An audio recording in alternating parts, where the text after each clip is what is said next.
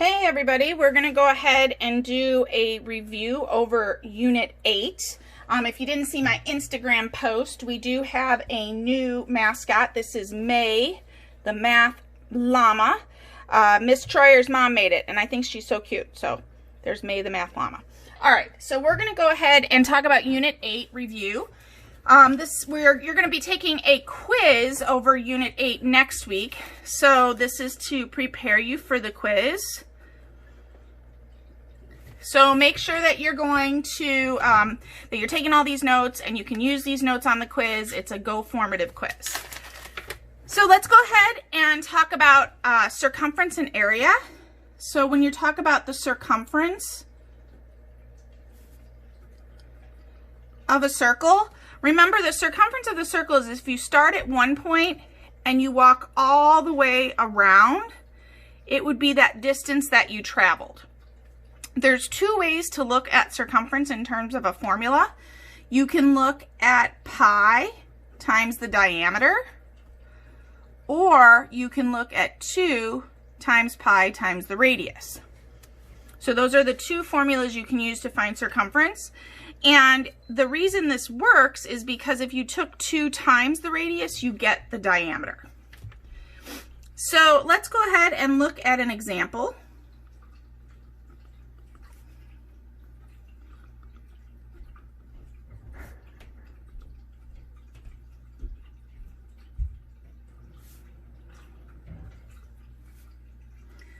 So let's say we want to find the circumference of a circle when our radius is equal to 4. So in this case, since I was given the radius, I would use circumference is equal to 2 pi r. Excuse me.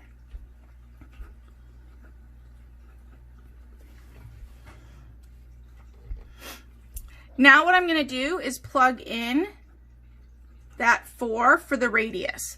Now there's two ways to express your answers here. You can express it in terms of pi or use a decimal. If I were to express it in terms of pi, I would take 2 times 4 and get 8 pi. Now if I wanted a decimal, I would just do 8 times pi and get 25.1.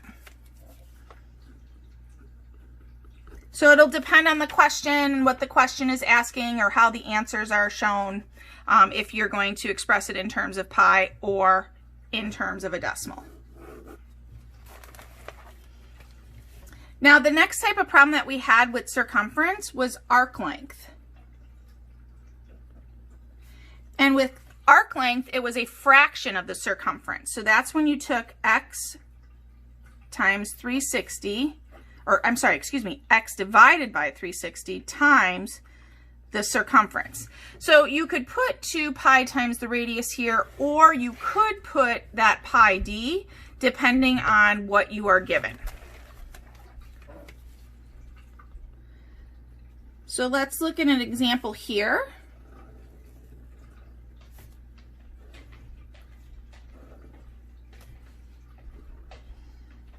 I know that that's not drawn in the center, but let's pretend that's in the center.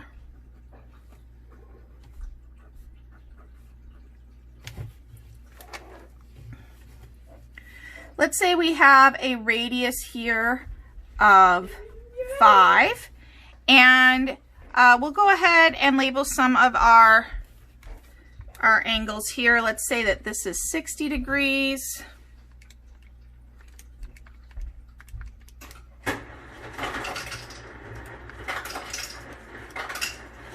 Let's say maybe this one is 50 degrees and this is 70, and then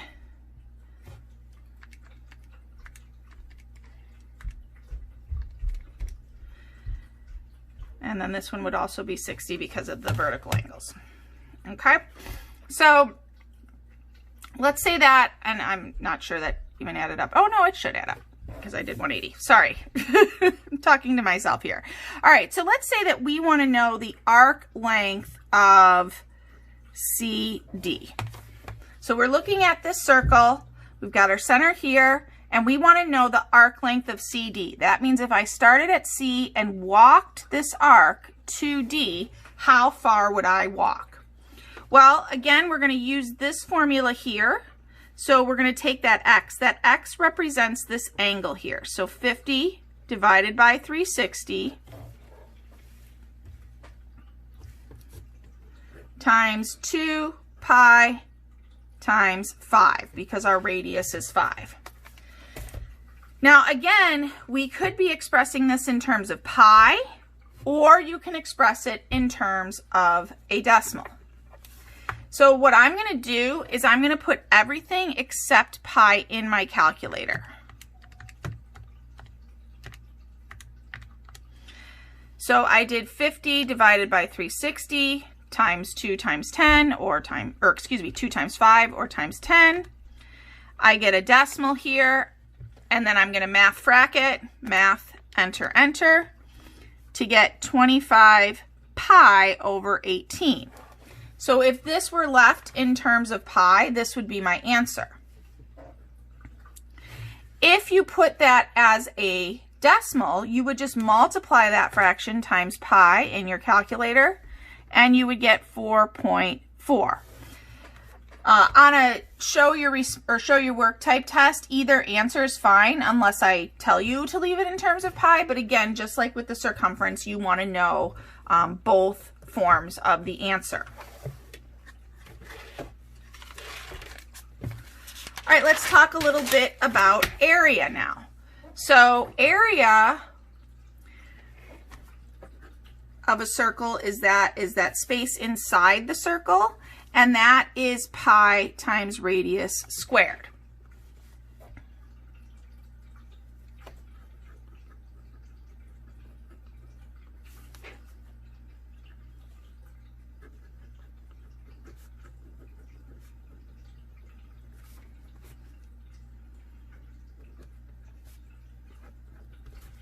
So let's say we have a problem like this. We're going to find the area of the circle, and we're given the diameter this time. So this is one where you have to do a little bit of work before you actually plug it into the formula.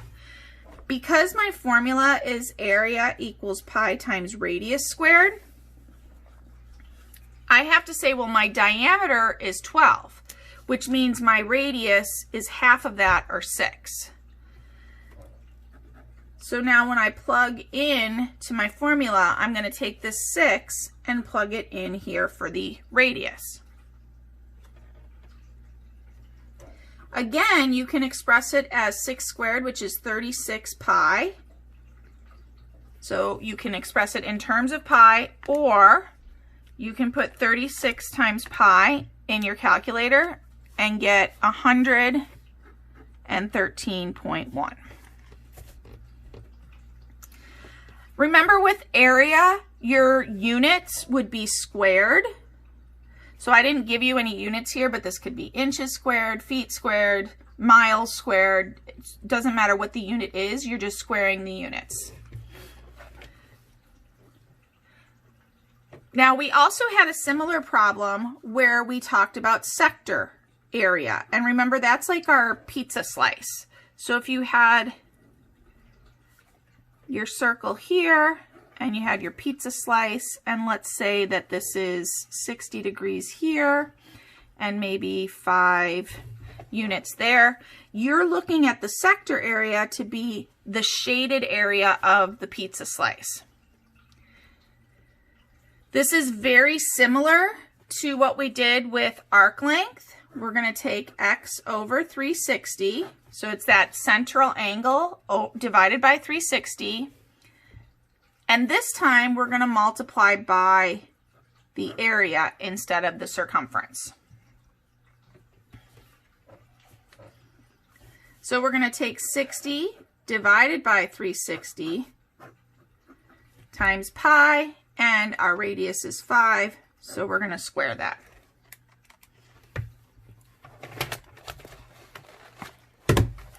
Now again, I'm going to make sure that I answer the, or put the answer in terms of pi and as a decimal. So the first thing I'm going to do is put everything in my calculator without the pi symbol. So I've got 60 divided by 360 times 5 squared, or if you want to put 25, that's fine. Now again, I have a decimal here, so I need to change that to a fraction. So math bracket, math enter, enter, and you're going to get 25 pi over 6 because that answer is in terms of pi. If I want the decimal answer, I'm going to multiply by pi to get 13.1.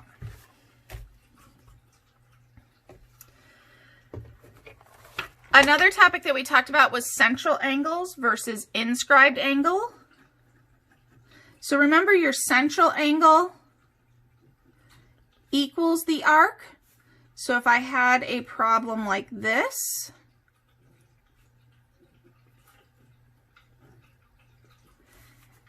and this was 75, then the measure of arc AB would also be 75 degrees because the central angle and the arc measure, not the arc length, the arc measure are going to be the same. If you had a problem like this, where potentially you're looking at a minor arc versus a major arc, so remember your minor arc is going to be your less than 180, your major arc is going to be the one larger than 180. Let's say this is 120 degrees here. So the arc XY, the minor arc here, would also be 120 degrees. But if I want the arc of XWY, so I want the measure of the major arc here, since the whole circle is 360, I would subtract off the 120 to get 240 degrees. So again, the central angle and the arc that it intercepts are the same. And the same thing here, this arc right here is the same, but your major arc you have to subtract from 360. When we look at inscribed angles, that's going to be half of the arc. So remember, an inscribed angle is the one that has the vertex on the angle itself.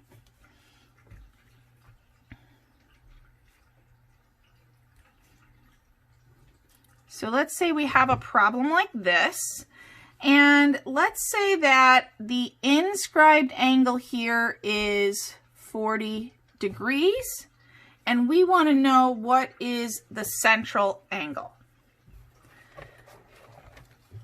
Well, since the inscribed angle is half of the arc, what I can do is say, well, if I start here at 40, I have to multiply by 2 here to get 80 degrees.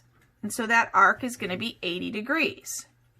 And since I know that my central angle and my arc are the same, my X is also 80 degrees. What I like to do is actually use my hands. If I'm starting at the angle and I'm going to the arc, I know that I'm getting bigger, so I would multiply by 2. If I'm starting at the arc and going to the angle, I would divide by 2.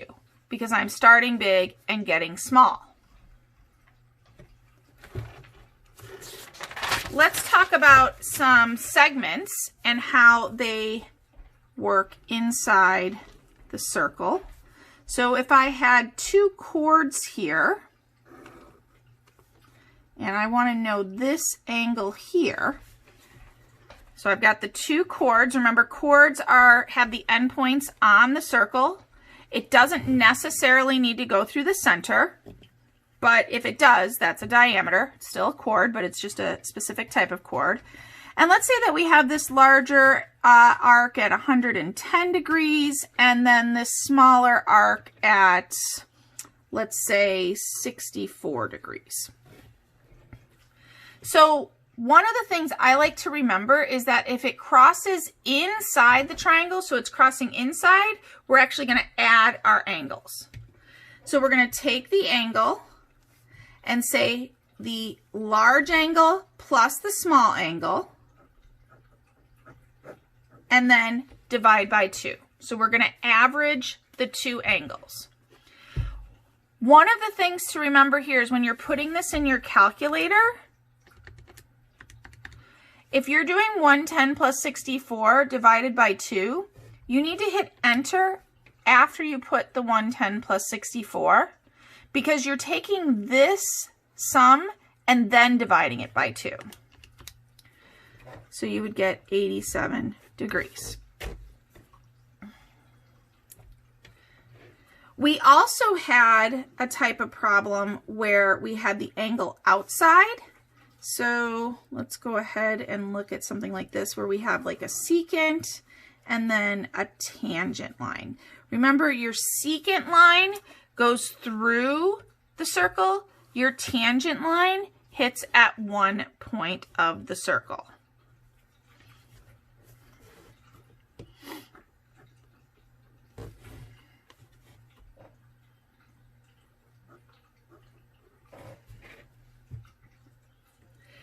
So when we're outside, when the angle is outside of the circle, we're going to subtract. So looking back here, when it's crossing inside the circle, we're going to add.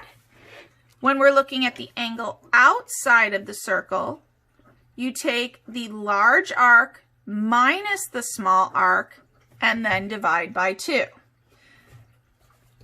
Again, if you're using your calculator here, you want to do 115 minus 76. Oops. 76, hit enter, and then divide by 2.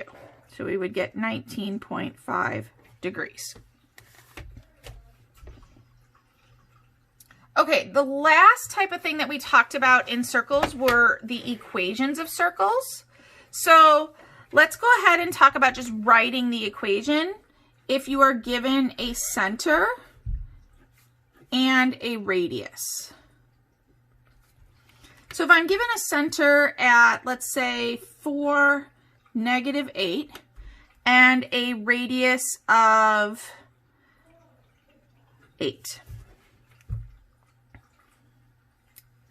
To write this equation, I'm going to start with that skeleton equation. And then we're going to go ahead and change the sign. So this is a +4, it's going to come negative. This is a -8, it's going to become positive. And we're going to square our radius.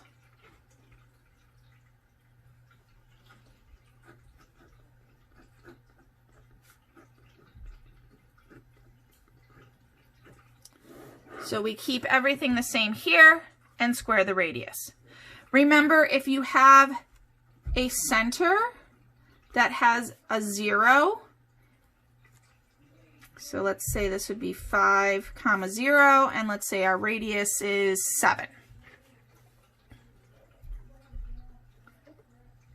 You can still start with your skeleton equation. You would change the sign here, so this becomes a -5. 0 doesn't have a sign, so you could put +0, -0, it doesn't really matter. And then 7 squared. Now, if you want to write this out on a show your work type of problem, that's totally fine. But on a multiple choice, like the SAT or a final exam, this would just be written as y squared.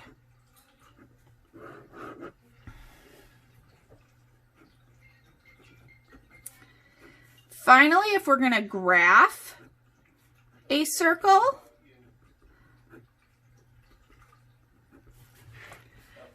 then what we have to do is kind of work backwards from our equation. So if we're graphing this circle, in order to graph it, we have to come up with the radius and the center. So here, the center, we're going to change our sign. So it's going to be +1, -3. The radius, you're going to take the number here, and this time we're going to take the square root of that number. So remember, when we were writing the equation, we squared it. Since we're going the opposite direction, we're kind of doing the inverse. We're going to take the square root. So now the radius is going to be 3.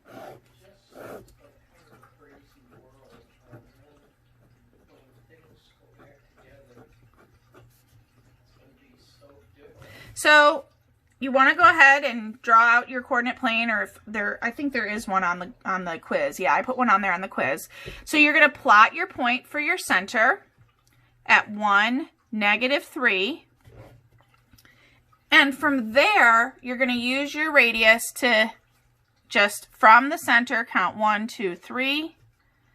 Go out to the right, 1, 2, 3. Oops, that's not quite there. Go down, 1, 2, 3, and then left. 1, oops, left, 1, 2, 3. And again, I know my circles don't look the greatest. Let's just pretend that looks like a circle because it's not super great, but that's okay. So what you're going to do is next week, you're going to use these notes to do the Go Formative Unit 8 quiz. And if you have any questions, let me know. Hop on a Zoom call, send me an email, whatever you guys need. All right, thanks guys. Bye.